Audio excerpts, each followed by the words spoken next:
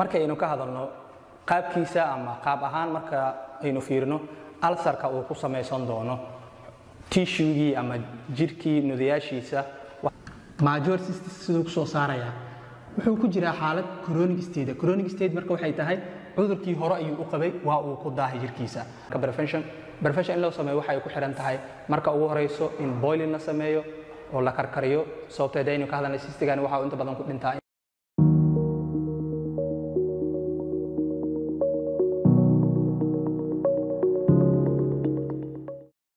waayahay aynu ka sii wadno mar goobtii aynu joogtay casharka waxaynu soo sharxnay antimicrobial histolytica life cycle-kiisa isagii oo jaantusa ayaynu halkan ku sharci doonaa marka kane waxaa muhiim ah ka hor intaynu sharxin inaynu fahanno ereyada halkan inuu muuqdo infective stage marka uu yahay oo aynu ka hadlayno xilliga uu infectionkiisa bilaaban karo infection dhalin karo waa xilligee okay diagnostic stage xilligee la ogaan karaa calaamadihii waayahay xilligee ayuu infection ku dhalin karaa marka lagu jiro mandheerihii okay mandheeraha marka uu ka baxsan yahay cudurrada uu dhalin karo ama waxyaabaha uu keeni karo waa xilligee waxyaabahaas dhan waxaa muhiim ah inaynu jaantuskana ku fahanno aynu gudagalno marka ugu horeyn marka saxaradii ay taalo dibadda jirka saxaradaasi waxaa ku jiri karaa marka cyst iyo trophozoite ha noqdo mid markii hore baa caloosha ka yimid oo qofkani uu saxrooday ama mid kaga yimid waxyaabaha qofka uu cunayo ama uu cabayaba stage-kaasi koowaad marka qofka uu qaato marka waxyaabaha aynu hadda ka hadlayno khaasatan cystiga uu cuno qofkan ay soo raacaan cuntadii iyo biyihii at the first time oo uu calooshiisa inta aysan gaarinba uu afka ka qaadanayaba waxa ay sii gudagelayaan infective stage ayay gudagelayaan okay qofka marka uu qaato marka ay tagaan calooshii waxaa halkaasi ka dhalan doona marka in ay usii gudbaan walaal mustacaan kolonkii ama mandheeraha markay gaaraan marka waxaa bilaaban doono diagnostic stage oo ah xilliga calaamadaha ay soo muujin doonaan marka xilliga calaamadahoodii ay soo muuqan doonaan ayna infectionkoodii ka dhex bilaabi doonaan marka intestineka gudihiisa ayaa bilaaban doonto okay markay infectionkoodu uu meeshuu kasii bilowdo waa ay sii baahi doonaan waxay sii gaari doonaan xubnaha kale ay sii gaadi karaan ay cudurrada ku dhalin karaan waa sida beerkii oo kale sanbabkii oo kale iyo maskaxdiiba waa ay gaari karaan kadib waxay noqonayaan marka qaar ku hara jirkii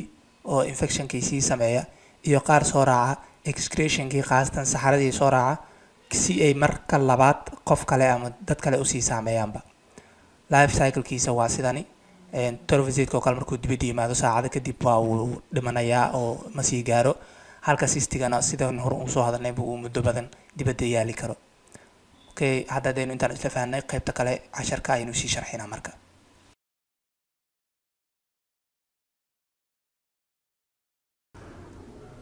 markaynu ka hadalno qaabkiisa ama qaab ahaan marka aynu fiirino ulcerka uu ku sameeysan doono tissue ama jirkii nudayaashiisa waxa uu noqon doonaa in uu ku sameysmo qaab flask shaped ah ulcerka qaastan ulcerka kani ay sheegeen oo liverka ku dhaca waxa uu qaabkiisa noqon doonaa flask shaped ulcer ayuu noqon doonaa nabarkaasi ama hadaynu sheegno ulcerkaasi waxa uu noqon doonaa marka qaabkani waa maxay termuuskani haddaad xasuusatid ama termuuskani shaaxa lagu shuban jiray waayadii hore ee loo yaqaanay termuus afyaxaaska noocani waxa weeye waa nooca uu u ekaan doono sida sawirka hoose aad ka arkaysid structure-ka uu leeyahay midka kani iyo termuuskaasi aynu u naqaano termuus afyaxaaska waxa kuwo identical ah ama in badan isku soo qaban kara hadaan qaldanayn waxa uu badan yahay markaynu ka hadalno epidemiological ahaan cudurkani antimicrobial histolytica loo yaqaano goobaha ay inta badan ba ku yar tahay ama aysan bajirinba sanitationka poor sanitation goobaha ay jirto iyo goobaha intooda badanba tropicalka ama tropical countrieska wadamada aadka u kulul ayaa laga helaa waxaan filayaa epidemiologigii iyo shape-ka aynu hadda ka hadalnay inaad ila fahantay waxaan usii gudbaynaa marka calaamadaha qofka lagu arki karo iyo walaal mustacaan daaweynta qofka la siin karo haddii lagu arko cudurka kani ugu dambeynna waxaynu u gudbi doonaa waa maxay waxyaabaha loogu hortegi karo ama sidee prevention loogu samayn karaa haddaynu fiirino qaybta clinical findingska ama clinical manifestationska maxaa loogu garan karaa qofka marka uu qabo antimicrobial histolytica calaamadaha uu soo muujin karo waa maxay laba stage ayaynu u qaymin doonaa ama laba xaaladood xaalad marka uu yahay acute maxaa calaamadaha lagu arki karaa saxaradiisa waxaa soo raacday dysentery ama waxa uu leeyahay amoebic dysentery ayuu qabaa oo saxaradiisa waxaa soo raacday dhiig ama waxaa soo raacday xab xaaladaasi marka lagu arko qofka marka muxuu noqon doonaa waa xaaladda marka uu ku jiro acute state marka uu ku jiro waxaa lagu arkaa waxa ugu horeysa waxay tahay bloody ama mucus stool ayaa lagu arkayaa khaasatan diarrheal stool weeyaan qaab shuban ahaan ah isagoo dhiig la socdo saxradiisii ama ay la socoto xab ayaa la arki doonaa acute marka uu yahay waxaa kaloo lagu arki karaa sida in lagu arko oo kale mararka qaar waxaa lagu arki karaa fever ayaa lagu arki karaa mararka qaar waxay sheegaan in lagu arki karo fatigue waxa uu yeelan karaa weight loss ma badna laakiin intani qofka waxaa lagu arki karaa inuu qandhado in lagu arko fatigue oo ah in qofkii uu daal badan dareemo in qofkii lagu arko weight loss oo in uu qofkii ku dhacdo in miisaankiisii uu hoos u dhimo waxaa kaloo qofka lagu arki karaa marka xaaladan lagu jiro flatulence oo ah dhuuso badan waxaa lagu arki karaa flatulence oo ah dhuuso badan in qofkii maanta dhan ay calooshiisa sii socoto oo aariyada ay kasii qulqulayso chronic stage marka uu qofka ku jiro marka chronic stage qofka marka uu ku jiro waxaa la yidhahdaa waa asymptomatic stage waa xaaladda ama stageka uu qofka uu ku sugan yahay calaamad la'aan balse occasionally mararka qaar waxaa la arki karaa marka weight loss oo xoogaho ayaa la arki karaa waxaa kaloo la arki karaa mararka qaar oo lagu sheegi karaa in qofkii uu lagu arko tusaale ahaan fever ayuu yeelan karaa mararka qaar ayuu unbuu soo muujin karaa intiisa badan laakiin 90% marka la fiiriyo waa asymptomatic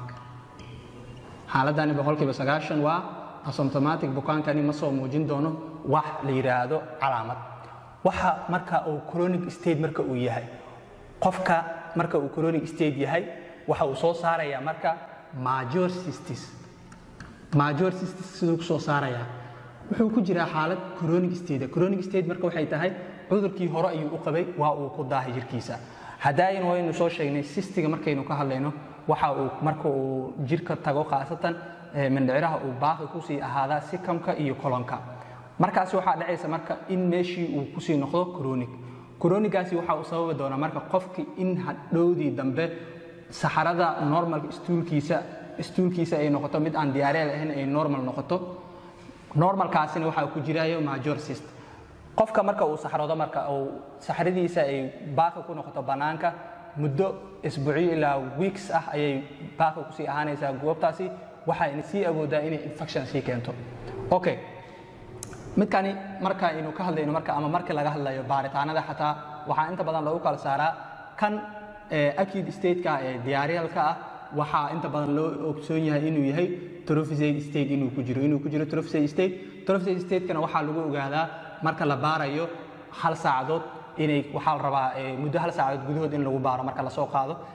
haddii la ogaado in trophic state uu ku jirano xaaladaasi waa acute ayuu marayaa ninkii calaamadiin waa ay ka soo muuqdaan major cystiska marka la baarayo ama cyst inuu ku jiro marka la baarayo normal stoolka ayaa laga helaa saxarada caadiga ah oo aan ahayn nan diarrheal stoolka ayaa laga helaa middatani